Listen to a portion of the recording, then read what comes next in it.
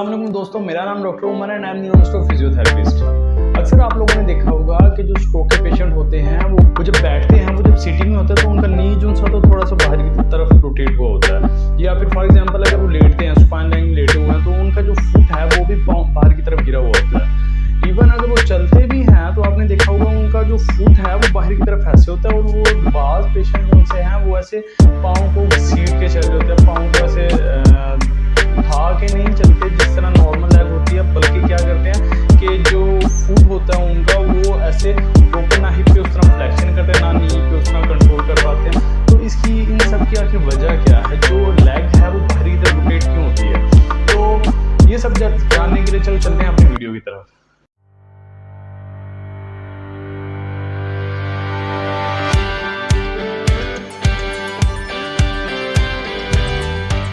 तो सबसे पहली बात ये है कि जब स्ट्रोक होता है पेशेंट को, तो वो क्या करता है, क्योंकि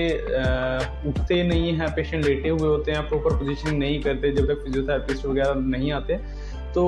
प्रॉपर पोजीशनिंग नहीं होती। प्रॉपर पोजीशनिंग की वजह से, क्योंकि स्ट्रोक जब हुआ है तो फुट जो सा ऐसे बाहर की तरफ रोटेट होता है। जब बाहर की तरफ रोटेट होता है तो नी और हिप पर भी उसका असर आता है। हिप जो सा होता है वो एक्सटर्नल रोटेट हो जाता है। जब हिप एक्सटर्नल रोटेट होता है तो उसके जो ग्लूटियस मैक्सिमस है, जो हिप के एक्सटर्नल रोटेटर, जो ग्लूटियस मैक्सिमस उसका एक्सटर्नल रोटेट, जो हिप का मेन एक्सटर्नल रोटेटर है, उसके अंदर क्या आ जाती है, स्पास्टिसिटी आ जाती है, टाइटनेस आ जाती है, वो टाइट होता है, जिसकी वजह से जो फुट होता है वो भी बाहर की तरफ गिरा हुआ होता है। इवन अगर पेशेंट बैठता है तो भी घोड़े को बाहर की तरफ गिरता है। इवन अगर वो खड़ा होता है या इवन चलता है तो भी वो पाँव को बाहर की तरफ रोटेट करता है। टाइटनेस की वजह से एक तो जो फुट है, जो हमारा नी है, जो हिप है, वो एक्सटर्नल रोटेट हुआ होता है, वो पेशेंट के कंट्रोल में उस तरह नहीं होता और नॉर्मल वॉकिंग नहीं आती। दूसरी जो मेन वजह है वो ये है कि क्योंकि एक्सटर्नल रोटेटर टाइट होते हैं, इंटरनल रोटेटर जो स्ट्रोक का पेशेंट होता है, हेमिप्लीजिया का पेशेंट होता है, वो उस तरह से फंक्शन नहीं कर रहे होते। जो इंटरनल रोटेटर है उसमें ग्रेसिलस आ जाता है, हमारे पास डक्टर लॉन्गस आ जाता है, डक्टर मैग्नस आ जाता है। तो इंटरनल रोटेशन जो सा होता है पेशेंट के जो हिप है उस पर उस तरह से नहीं होती। तो इंटरनल रोटेशन की एक तो वीकनेस होती है, और रही सही कसर जो एक्सटर्नल रोटेटर होता है वो जो सा होता है क्योंकि टाइट है तो बाहर की तरफ ऐसे रोटेट कर जाता है। तो इंटरनल रोटेशन की वीकनेस की वजह से जो पेशेंट है वो बाहर की तरफ रोटेट करता है। पोजीशनिंग हो गई, पोजीशनिंग में जो पेशेंट है वो एक्सटर्नली रोटेट करके रख रहे होते हैं, जो अपना जो हिप है उसको, जो नी है, जो फुट है उसको।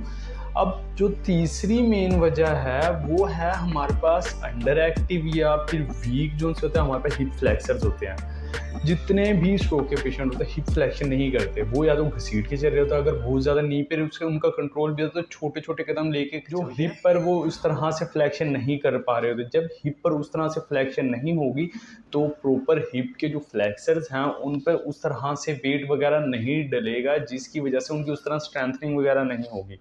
अब जो मेन हिप फ्लेक्सर्स है उनमें आ जाता है हमारे पास इलियोसोर्स आ जाता है, हमारे पास सोर्स मेजर मसल आ जाता है, हमारे पास रेक्टस फेमरस मसल। लास्ट चीज़ है वो है हमारे पास हमारे जो हिप फ्लेक्सर्स मसल है, इनकी वीकनेस जो सी है वो पेशेंट जो थेरेपिस्ट होता है वो इस तरह से मेजर कर सकता है कि अगर तो पेशेंट चलता है तो जिस तरह वो हिप को उठा के आगे रखता है उस तरह नहीं रख रहा होता, और उसके जो कदम है वो भी छोटे पेशेंट होते हैं, वो ज़्यादा बड़े कदम लेने की कोशिश नहीं करता है। जो ऐसा है उसके हिप फ्लेक्सर जो हैं वो हमारे पास क्या वीक है, तो हिप फ्लेक्सर की स्ट्रेंथनिंग वगैरह परफॉर्म करनी है, तो उसकी स्ट्रेंथनिंग के लिए चलो चलते हैं कि